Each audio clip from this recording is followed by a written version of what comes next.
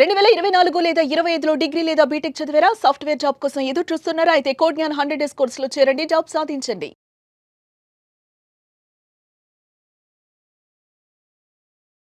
నమస్కారం శ్రీ ఆచార్య అనంతకృష్ణ స్వామి గారు. నమస్కారం. ఇందులో ఏం చెప్తున్నారు? విచిత్రం ఏంటంటే మన సబ్జెక్ట్లో మీరు దేన్ని ఆకర్షిస్తున్నారు, మీరు దేనిని ఆకర్షిస్తున్నారు అది ముందు మీకు అర్థం కావాలి. అవును. మరి ఫస్ట్ ఏంటంటే మనం ఏదైనా సరే మన సబ్జెక్ట్లో ఏదైతే ఆకర్షిస్తున్నామో అది మాత్రం పొందుతాం మనం. ఇక్కడ కన్ఫ్యూజన్ కూడా ఉంది, మనకి చాలా కన్ఫ్యూజన్ కూడా ఉంది. నేను మంచిగా అనుకుంటున్నాను కానీ నాకు చెడు ఎందుకు జరుగుతుంది, ఒక కన్ఫ్యూజన్ ఉంది. నేను చాలామంది కొందరు చెప్తుంటారు వాళ్ళ మాటల్లో కానీ లేకపోతే ఏదైనా సందర్భం చెప్పడం, నేను అందరికి మంచిగా చేశాను కానీ నాకే చెడు జరిగింది. నేను ఎప్పుడు బాగానే ఉన్నాను, ఎవరికి కూడా నేను చిమ్మకు కూడా అన్యాయం తలపెట్టలేదు, కానీ నాకే ఇలా ఎందుకు జరిగింది. ఓకేనా? ఇక్కడ ఏమవుతుందంటే మీరు ప్రతి విషయంలో అతి జాగ్రత్తగా వ్యవహరిస్తున్నారు. ఓకే, అతి జాగ్రత్త. రెండు, చాదస్తాల్ని బాగా నమ్ముతున్నారు. ఓకే, మూఢనమ్మకాలని చాదస్తాల్ని బాగా నమ్ముతున్నారు. అంటే ఎలా ఉంటుందంటే నేను మంచి చేస్తే నాకు మంచి అవుతుంది ఓకే అని పనికిరాని కూడా మీరు చేస్తున్నారు. ఓకేనా? ఇప్పుడు నేను సేవ విషయంలో కొన్ని చెప్పాను, నేను ఇంతకుముందు సేవ ఎలా చేయాలనే విషయంలో కొన్ని చెప్పాను. మనం ఏం చేస్తామంటే సపోజ్ ఏదైనా ఒక ఇన్సిడెంట్ జరిగినప్పుడు మనం దాంట్లో పాల్గొని మొత్తం దాంట్లో లోతులకు వెళ్ళిపోయి అక్కడంతా ఆ కార్యక్రమం అంతా తయారు చేసుకొని వస్తాం. మనం వచ్చేం చేస్తామంటే అదంతా మళ్ళీ ఇంటి దగ్గర చెప్తాం మనం, ఇలా అయింది అలా అయింది ఇలా అయింది. అక్కడ ఏమవుతుందంటే నీ సబ్కాన్షియస్ మైండ్ మొత్తం పట్టుకుంటుంది. అది ఏదైతే అక్కడ జరిగిన డిస్టర్బెన్స్ ఉందో మీరేమనుకుంటున్నారు, నేను సేవ చేయడానికి వెళ్ళాను. ఓకేనా? ఏమనుకుంటున్నారు మీరు, నేను సేవ చేయడానికి వెళ్ళాను, నేను మంచిగా చేస్తున్నాను. కానీ అక్కడ ఉన్న నెగిటివ్ అంతా మిమ్మల్ని పట్టుకుంటారు, మీ మైండ్కి పట్టుకుంటారు, మీ సబ్కాన్షియస్ మైండ్ పట్టుకుంటారు, మీకు తెలియదు అది. అప్పుడు ఏమవుతుందంటే మీ జీవితంలో మళ్ళీ అలాంటి నెగిటివ్ జరగడం అవుతుంది. ఓకే. ఇప్పుడు ఏమనుకుంటున్నారు మీరు, మీ యొక్క దేన్ని అయితే ఆకర్షిస్తున్నారో మీకు ముందు తెలియాలి.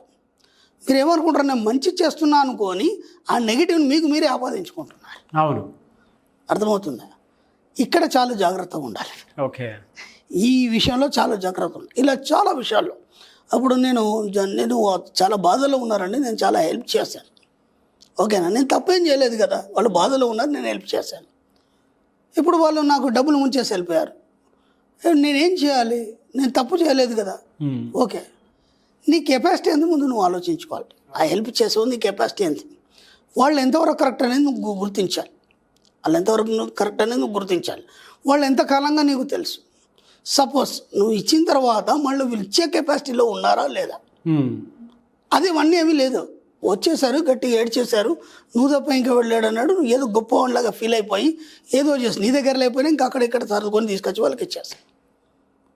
ఇప్పుడు ఏమైపోయింది, వాళ్ళకి ఏదైతే పరిస్థితి వచ్చిందో నీకు అదే పరిస్థితి వచ్చింది. ఇప్పుడు ఎందుకంటే నీ దగ్గర లేదు, అడిగేవాడు ఊరుకోడు, ఇప్పించావు నువ్వు. ఇప్పుడు ఎంత ప్రాబ్లం ఎదుర్కొన్నావు. అవును, చాలా దగ్గర కన్ఫ్యూజ్ అవుతున్నారు జనాలు. ఏంటంటే ఇక్కడ నేను మంచిగా చేశాను కదా, నాకెందుకు ఇలా అవుతుంది, నేను మంచిగా చేశాను నాకెందుకు ఇలా అవుతుంది అంటే మీరు దేన్ని ఆకర్షిస్తున్నారు. ఇప్పుడు అతని బాధను మీరు తీసుకొని అతని బాధను మీరు క్లియర్ చేస్తున్నాను అనుకునే విషయంలో మీకు తెలియకుండా వాళ్ళ యొక్క బాధని మీ సబ్కాన్షియస్ మైండ్ తీసుకోండి. అవును, ఇప్పుడు అర్థమైందా? ఎందుకంటే మీరు దాన్ని ఫీల్ అయ్యారు.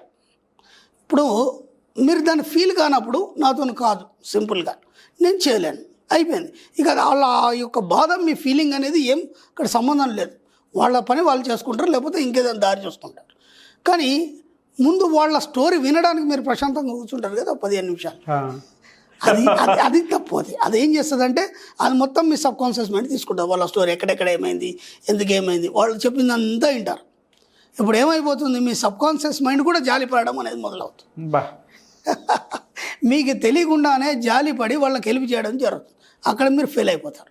ఇక్కడ మీరు మంచిగా చేశారు, ఇప్పుడు బయటికి చెప్పుకోవడానికి వినడానికి కూడా ఆయన ఏం తప్పు చేశాడు, మంచిగా చేశాడు కదా. ఇలా ప్రతి దగ్గర కూడా మీ సబ్కాన్షియస్కి మీరు నెగిటివ్ని పట్టిస్తున్నారు. అవును, ఓకేనా? అందుకే నేను 100,000 సార్లు చెప్పాను. మీకు ఏం చెప్పానంటే ఒక సేవ అనేది ఎలా చేయాలి. అప్పుడు మీరు సమాజ సేవ చేయాలన్నాను. సమాజ సేవ చేయాలంటే మీరు వెళ్ళి అక్కడ కూర్చొని వాళ్ళకి అవన్నీ ఇచ్చేసి, ఇప్పుడు ఒక అనాథాశ్రమానికి వెళ్ళారు. వెళ్ళగానే అనాథాశ్రమం అంటే తల్లిదండ్రులు లేని పిల్లలు ఉంటారు మనకి. ఓకేనా? వాళ్ళ ఫీలింగ్స్ కానీ వాళ్ళు పడిన బాధలు కానీ అవన్నీ చూస్తుంటే మన హృదయం ద్రవిస్తుంది. అవును. ఓకేనా? ద్రవించినప్పుడు ఏమవుతుందంటే అది మీ సబ్ కాన్షియస్ మైండ్ పట్టుకుంటుంది. ఓకేనా? దాని బదులుగా మీరు ఏం చేయాలి? ఒక అర్బన్ హౌస్కి మీరు అమౌంట్ పంపించండి. నీట్గా చెప్పాను నేను. ఒక గోసేవకు కానీ లేకపోతే వాటికి కానీ ఏదైనా సరే సేవ చేయాలనుకుంటే ఏం చేస్తారు? దాని నెంబర్ ఉంటుంది, నెంబర్ సెర్చ్ చేయండి. నెంబర్ సెర్చ్ చేసి దానికి అమౌంట్ పంపించండి. అక్కడ చేయడానికి వాళ్ళు ఉన్నారు, వాళ్ళు చేస్తారు. అర్థమైందా? కానీ ఇప్పుడు అక్కడ వెళ్ళి వాళ్ళ సమస్యలన్నీ విని ఇంటికి వచ్చిన తర్వాత మీరు పడుకున్నాక నిద్రలో కూడా అవే పట్టి పీడిస్తుంటారు మీకు. అయ్యో ఆ పిల్లాడు ఇలా అయిందంట, అసలు తల్లి ఇట్లా అనుకోకుండా ఇది కరోనా వచ్చి చనిపోయిందంట, చూడ్డానికి ఎవరు లేరంట, మళ్ళీ ఇంట్లో కూడా చర్చించుకోవడాలు, ఆ పిల్లలు కూడా వినడాలు, ఇదంతా ఏమైపోతుందంటే మీకు తెలియకుండానే అదంతా అంటించుకున్న వాళ్ళు అవుతారు. ఇది కొద్దిగా కటువుగానే ఉంటుంది మాట్లాడుకోవడానికి. కాబట్టి దేంట్లో కూడా మీరు ప్రత్యక్షంగా పాల్గొనకండి. మీరు హెల్ప్ చేయాలనుకున్నారు, ఖచ్చితంగా మన బాధ్యత. సమాజంలో ఉన్నప్పుడు సమాజానికి సేవ చేయాలి, మన బాధ్యత. ఎలా చేయాలి? మీకు అనిపించింది దాని అకౌంట్ నెంబర్ తీసుకోండి, అమౌంట్ పంపించండి, అంతే. ఇలా మీరు ఏం చేస్తున్నారంటే దేన్ని ఆకర్షిస్తున్నారు మీకు తెలియకుండా, అనవసరంగా అన్నిటిని ఆకర్షించి మీ యొక్క జీవితాన్ని సమస్యల వలయం చేసుకుంటున్నారు. అదొకటే కాదు, ప్రతి దగ్గర ఏ విషయంలో అయినా సరే. అందుకే ఎవరి విషయంలో జోక్యం కలిగించుకోకండి.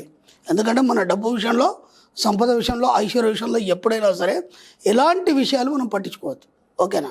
మనం ఏం పట్టించుకోవాలంటే కేవలం నువ్వు ఎటెళ్ళినా ఏం చేసినా సరే డబ్బు, సంపద, ఐశ్వర్యం సంబంధించిన మాటలే మాట్లాడాలి. దానికి సంబంధించిన విషయాలు మాత్రమే పట్టించుకోవాలి.